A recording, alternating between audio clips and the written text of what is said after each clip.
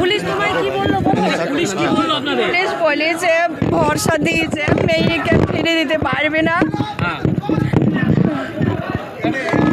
শয়তানদেরকে ইয়ে করবে, যারা আমার মেয়েকে মেরেছে সেই ব্যবস্থা করবে পুলিশ বলেছে। পুলিশ জানে যে ওখানে দীর্ঘদিন ধরে টেরর চলে।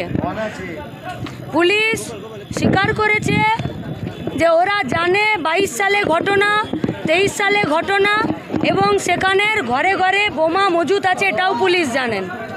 পুলিশ এটাও স্বীকার করেছে যে ওখানে যারা মানুষজনরা টেররকে কায়েম করার চেষ্টা করছে, ভয়কে সন্ত্রাসকে কায়েম রাখার চেষ্টা করছে, তাদেরকে পুলিশ চেনে।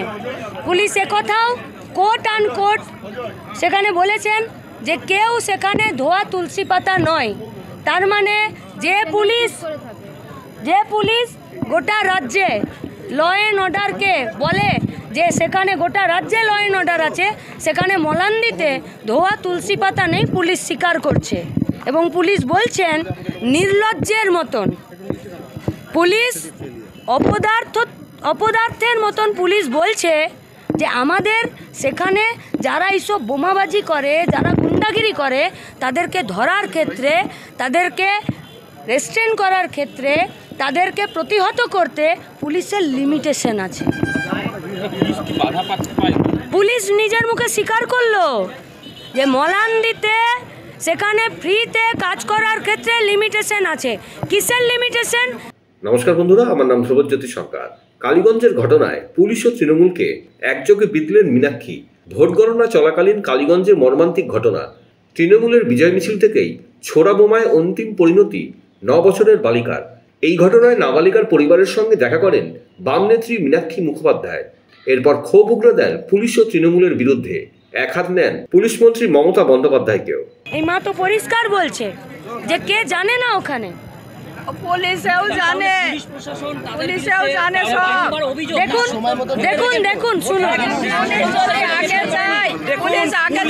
এখনো পর্যন্ত একবারও বলেনি। বলুন। পুলিশ আগে যদি যাইতো, পুলিশে জানে ভোটের দিনে পুলিশ গেছিল বলে কিছু হয়নি, বললু ভোটের দিনে যারা ভোট দিবে না ওরা কি করে বলে দখল করে না কি করে জানিনি, ওই করি ওরা ভোট নিবে। তাই যে পুলিশের গাদা সেইখানে ছিল বলি ভোটটা ভালোভাবে হয়ে গেল।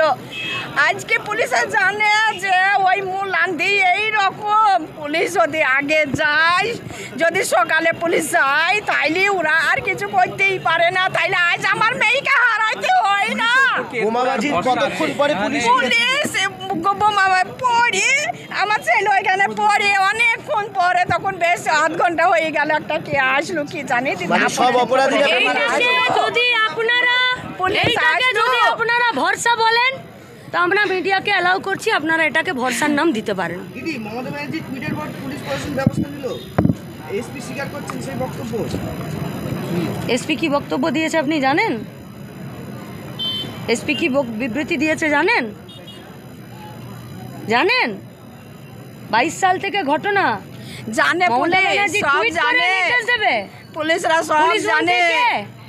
কে পুলিশ মন্ত্রী? কে পুলিশ মন্ত্রী? কে পুলিশ মন্ত্রী টুইট করে দেবে? আর আপনি জানেন যে এসপি সেখানে কি বিবৃতি দিয়েছে? এসপিকে নিজের বিবৃতি উইথড্র করতে হবে। অভিযোগ জমা দিয়েছি এসপির বিরুদ্ধে। এসপিকে নিজের বিবৃতি উইথড্র করতে হবে এবং স্ক্রিপ্টে নাটক চলবে না। যে নাটক রাজ্যের পুলিশ মন্ত্রী করতে শিখেছে সেই একই নাটকের ডায়লগ মুখস্থ করে এসপি পার পেয়ে যাবে, হবে না। কোন ইনভেস্টিগেশনের ভিত্তিতে পুলিশ সেখানে গিয়ে বলে দিল যে একটা মোবাইলের অ্যাক্সিডেন্ট? পুলিশের এসপির বক্তব্য হচ্ছে যে বোমা স্প্রিং হয়, অর্থাৎ বোমা ফেটে মেয়েটি মারা গেল। বিরুদ্ধে অভিযোগ তারা ক্রমাগত এলাকায় সন্ত্রাস করে বেড়ায়, তাহলে ভোট প্রক্রিয়া চলাকালীন পুলিশ প্রশাসন কোনো পদক্ষেপ নিল না তাদের বিরুদ্ধে, এবং এত বোমা মজুদ, এটা কার ব্যর্থতা? এইটাই তো প্রশ্ন। ওইগুলাই পুলিশকে বলে আসলাম যে কিসের লাগে, এইটাই তো প্রশ্ন করে না যে গোটা পশ্চিমবঙ্গে ল অ্যান্ড অর্ডারে পুরস্কার নিতে যাচ্ছে, আর মলান্দি কি পশ্চিমবঙ্গের বাইরে? এরকম অসংখ্য মলান্দি পশ্চিমবঙ্গের মাটিতে রয়েছে এবং পুলিশ সেখানে নির্বিকার। তামান্নার মতন আমাদের বোনগুলোকে খুন করার জন্যে পুলিশ এই গুন্ডাদের মাথার উপরে ছাতা ধরে আছে, আর পুলিশের উপরকর্তারা টুইট করে ঘুরে বেড়াচ্ছে। বন্ধুরা, ভিডিওটি ভালো লাগলে দয়া করে লাইক শেয়ার করে দেবেন, আমাদের পেজটা ফলো করে নেবেন, আর আপনার মতামত কমেন্ট করে অবশ্যই জানান। ধন্যবাদ।